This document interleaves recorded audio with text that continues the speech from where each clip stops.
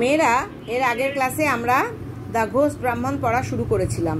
যত পর্যন্ত পড়েছিলাম দেখো, তারপর থেকে আমরা এই দ্য সাম নিডেড অর্থাৎ এই ঘোস্ট ব্রাহ্মণ গল্পতে, ভূত ব্রাহ্মণ এই গল্পতে আমরা সেই কুলীন ব্রাহ্মণের কথা পড়ছিলাম যার বিয়ের জন্য টাকার দরকার ছিল এবং সে ধনী ব্যক্তিদের কাছে দরজায় দরজায় ঘুরে ভিক্ষা করে শেষ পর্যন্ত সে যতটা টাকা দরকার ছিল ততটা সে কষ্ট করে সংগ্রহ করতে পারল। The wedding took place in due time, সঠিক সময় বিয়েটা হলো। and he brought home his wife to his mother, এবং সে তার বউকে তার মায়ের কাছে নিয়ে এলো। after a short time he said to his mother, কিছু অল্প সময় পরেই সে তার মাকে বলল, mother, I have no means to support you, আমার কোনো সঙ্গতি নেই তোমাকে তোমার সংসার চালিয়ে নেওয়ার জন্য বা তোমাকে সাহায্য করার জন্য সংসার চালানোর কাজে। and my wife I must therefore go to distant countries to get money, এবং সে তার স্ত্রীকে সম্বোধন করে বলল, আমি সেই কারণে দূরের দেশে যাচ্ছি, to get money somehow or other, টাকা রোজগার করার জন্য বা টাকা পাওয়ার জন্য কোনো না কোনোভাবে। I may be away for years, বছরের পর বছরের জন্য আমি দূরে থাকতে পারি, বেশ অনেক বছর ধরেই আমি দূরে থাকতে পারি। For I won't return till I get a good sum, কারণ আমি একটা বড় পরিমাণ টাকা না পাওয়ার আগে পর্যন্ত ফিরে আসবো না।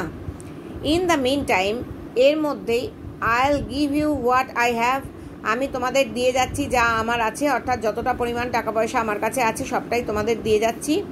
You make the best of it, তোমরা সেটাকে ব্যবহার করো। And take care of my wife, মাকে বলল তুমি সেটা ব্যবহার করো, অর্থাৎ মাকে বলল যে আমি দূরের দেশে চলে যাচ্ছি, তোমাকে এবং আমার বউকে সাহায্য করার ক্ষমতা আমার নেই, সেই কারণে আমাকে দূরের দেশে যেতে হবে টাকা রোজগার করার জন্য, এবং যতদিন না আমি ভালো পরিমাণ টাকা রোজগার না করছি ততদিন আমি ফিরবো না। এর মধ্যে আমার কাছে যে টাকা পয়সা আছে আমি দিয়ে যাচ্ছি তোমাদের, তোমরা সেটা ব্যবহার করো। আর মাকে বলল তুমি আমার বউয়ের যথেষ্ট পরিমাণে যত্ন নেবে। দ্য ব্রাহ্মণ রিসিভিং হিজ মাদার্স ব্লেসিং, ব্রাহ্মণ তার মায়ের আশীর্বাদ নিয়ে set out on his travels, যাত্রা করলো তার ভ্রমণে। সেট আউট মানে যাত্রা করা। In the evening of that very day, সেই দিনের সন্ধেবেলাতেই, ghost assuming the exact appearance of the Brahmin, একটা ভূত ঠিক একই রকম চেহারা, ব্রাহ্মণের মতো একই রকম চেহারা নিয়ে, অ্যাজিউমিং মানে গ্রহণ করা, এক্স্যাক্ট মানে একদম একই রকম, অ্যাপিয়ারেন্স চেহারা, অফ দ্য ব্রাহ্মণ ব্রাহ্মণের মতো একই রকম চেহারা নিয়ে, কেম ইনটু দ্য হাউস, ওই বাড়িতে এসে হাজির হলো। দ্য নিউলি ম্যারিড ওম্যান, নতুন বিবাহিত মহিলাটি, থিঙ্কিং ইট ওয়াজ হার হাজব্যান্ড, ভাবলো যে এটা তার স্বামী, সেড টু হিম, তাকে বলল, how is it that you have return so soon, কীভাবে তুমি এত তাড়াতাড়ি চলে এলে। You said you might be away for years, তুমি বলেছিলে তুমি অনেক বছর ধরে বাইরে থাকবে, দূরে থাকবে। Why have you changed your mind, তুমি কিভাবে মন পরিবর্তন করে ফেললে। দ্য গোস্ট সেড, ভূতটা বলল, today is not a lucky day, আজকের দিনটা সৌভাগ্যের দিন নয়। I have therefore returned home, সেই কারণেই আমি বাড়ি ফিরে এসেছি। বিসাইডস, তার ওপরে, I have already got some money, আমি আরও কিছু টাকা পয়সা পেয়ে গেছি। The mother did not doubt, মা একটুও সন্দেহ করলেন না, বাট দ্যাট ইট ওয়াজ হার সান, যে এটাই তার ছেলে, এ বিষয়ে কোনো সন্দেহ তিনি করলেন না। So the ghost lived in the house as if he was it's ওনার, এবং ওই ভূতটা ওই বাড়িটাতে বসবাস করতে শুরু করলো যেন সে ওটারই মালিক। And as if he was the son of the old woman, যেন সে ওই বৃদ্ধা মহিলারই ছেলে।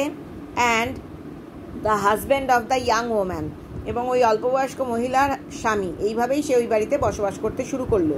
As the ghost and the Brahmin were exactly like each other in everything, যেহেতু ওই ভূতটা এবং ব্রাহ্মণ একদম একই রকম ছিল সমস্ত কিছু দিক দিয়ে, লাইক টু পিস, ঠিক দুটো মটরের মতো, দুটো মটর যেরকম একই রকম দেখতে হয় সেই রকম এই দুই ভূত এবং ব্রাহ্মণ একদম একই রকম ছিল।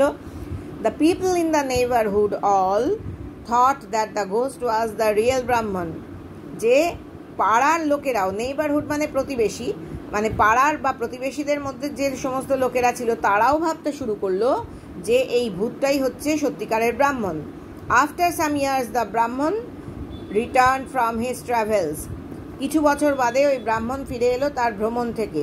And what was his surprise, এবং তার সবচেয়ে অবাক করা ঘটনা যেটা ঘটলো বা তাকে বিস্মিত করে, when he found another like him in the house, সে যখন দেখতে পেল তার বাড়িতে তারই মতো দেখতে আরেকজন রয়েছে, তার প্রচণ্ড বিস্ময় সৃষ্টি হলো বা সে খুব অবাক হয়ে গেল। The ghost said to the Brahmin, ভূতটা ব্রাহ্মণকে বলল, হু আর ইউ, তুমি কে? What business have you to come to my house, কী কাজ রয়েছে তোমার আমার বাড়িতে আসার, অর্থাৎ আমার বাড়িতে তোমার কী কাজ? Who am I, replied the Brahmin, আমি কে? ব্রাহ্মণ উত্তর দিল, let me ask who you are, বরং আমাকে জিজ্ঞাসা করতে দাও যে তুমি কে। দিস ইজ মাই হাউস, এটা আমার বাড়ি। দ্যাট ইজ মাই মাদার, এ আমার মা। And this is my wife, আর এ হচ্ছে আমার স্ত্রী। দ্য ঘোস্ট সেড, ভূতটা বলল, why herein is a strange thing, এই দেখো কেন এইখানে একটা অদ্ভুত ঘটনা ঘটেছে। হোয়াই হিয়ারিন মানে হচ্ছে এইখানে বা এই স্থানে, স্ট্রেঞ্জ মানে অদ্ভুত।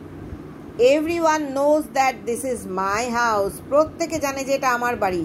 দ্যাট ইজ মাই ওয়াইফ, এ আমার স্ত্রী। অ্যান্ড ইয়ন্ডার বা অদূরে বা ওখানে ইজ মাই মাদার, ওখানে আমার মা। And I have lived here for years, আমি এখানে বহু বছর ধরে বসবাস করছি। And you pretend this is your house, তুমি ভান করছো যে এটা তোমার বাড়ি।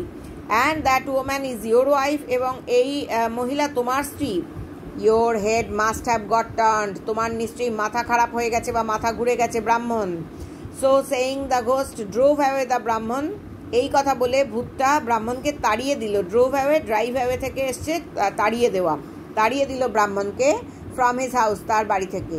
দ্য ব্রাহ্মণ বিকেম মিউট উইথ ওয়ান্ডার, ব্রাহ্মণ একেবারে নির্বাক হয়ে গেল বিস্ময়ে। He did not know what to do, সে জানতো না যে তাকে কি করতে হবে। At last he bethought himself of going to the king, তারপরে সে মনে মনে ভাবলো যে তার রাজার কাছে যাওয়া উচিত। অ্যান্ড অফ লেইং মানে হচ্ছে রাখা, and of laying his case before him, এবং সে রাজার সামনে তার বিষয়টা রাখবে, অর্থাৎ তার কেসটা বা তার বিষয়টা বা সমস্যাটা রাখবে। The king saw the ghost ব্রাহ্মণ অ্যাজ ওয়েল অ্যাজ দ্য ব্রাহ্মণ, রাজা ওই ভূত ব্রাহ্মণকেও দেখলেন এবং সত্যিকারের ব্রাহ্মণকেও দেখলেন। And the one was the picture of the other, একজন যেন আরেকজনের হুবহু ছবি। So he was in a fix, সেই কারণে রাজা নিজেও উভয় সংকটে পড়লেন। ইন এ ফিক্স মানে উভয় সংকটে পড়া। And did not know how to decide the quarrel, এবং জানতেন না যে কীভাবে এই ঝগড়ার মীমাংসা তিনি করবেন। ডে আফটার ডে, দিনের পর দিন, দ্য ব্রাহ্মণ ওয়েন্ট টু দ্য কিং, ব্রাহ্মণ রাজার কাছে যেতে লাগলো। And besought him to give him back his house, এবং মিনতি করতে লাগলো। বিসট মানে মিনতি করতে লাগলো যে তাকে তার বাড়ি ফিরিয়ে দেওয়ার জন্য, হিজ ওয়াইফ তার স্ত্রীকে ফিরিয়ে দেওয়ার জন্য, অ্যান্ড হিজ মাদার এবং তার মাকে ফিরিয়ে দেওয়ার জন্য। অ্যান্ড দ্য কিং, রাজা, not knowing what to say every time, প্রত্যেকবারই তিনি জানতেন না যে তাকে কি বলতে হবে। Put him of to the following day, তাকে মানে তার বিষয়টা স্থগিত রাখতেন এবং পরের দিনের আবার নতুন করে আসতে বলতেন। মানে সেই দিন তিনি প্রত্যেক দিনই যখন ব্রাহ্মণ তার কাছে যেত তিনি বুঝতে পারতেন না যে এই বিষয়টা নিয়ে কি বলতে হবে। পুট অফ মানে স্থগিত রাখা, মানে পরের দিনের জন্য বিষয়টা মুলতবি রাখতেন বা স্থগিত রাখতেন এবং আবার পরের দিন আসতে বলতেন। Every day the king tells him to, প্রত্যেক দিন রাজা বলতেন তাকে, কাম টুমরো, আগামীকাল এসো। অ্যান্ড এভরি ডে দ্য ব্রাহ্মণ গোজ অ্যাওয়ে, প্রতিদিন ব্রাহ্মণ যেত ফ্রম দ্য প্যালেস, ওই রাজপ্রাসাদ থেকে যেত। Weeping and striking his forehead, কাঁদতে কাঁদতে এবং তার ফোরহেড মানে কপাল, স্ট্রাইকিং মানে চাপড়ানো বা আঘাত করা, কপাল চাপড়াতে চাপড়াতে সে রাজপ্রাসাদ থেকে যেত। With the palm of his hand, মানে হাতের তালু দিয়ে সে তার কপাল চাপড়াতো এবং কাঁদতে কাঁদতে আর কপাল চাপড়াতে চাপড়াতে সে প্যালেস থেকে চলে যেত বা ফিরত। অ্যান্ড সেইং, এবং বলতে বলতে যেত, what a wicked world this is, কি ভীষণ খারাপ পৃথিবী এটা বা ভীষণ খারাপ জগৎ এটা। উইকেড মানে হচ্ছে নীতিহীন বা খারাপ, কি ভীষণ নীতিহীন বা খারাপ জগৎ এটা। I am driven from my own house, আমি আমার নিজের বাড়ি থেকে বিতাড়িত হয়েছি। And another fellow has taken possession of my house, অন্য আরেকটা লোক এসে আমার বাড়ির দখল নিয়েছে। অ্যান্ড অফ মাই ওয়াইফ, এমনকি আমার স্ত্রীরও দখল নিয়েছে। And what a king this is, কীরকম রাজা ইনি। He does not do justice, তিনি আমার সঙ্গে ন্যায় বিচার করছেন না। এই পর্যন্ত থাক।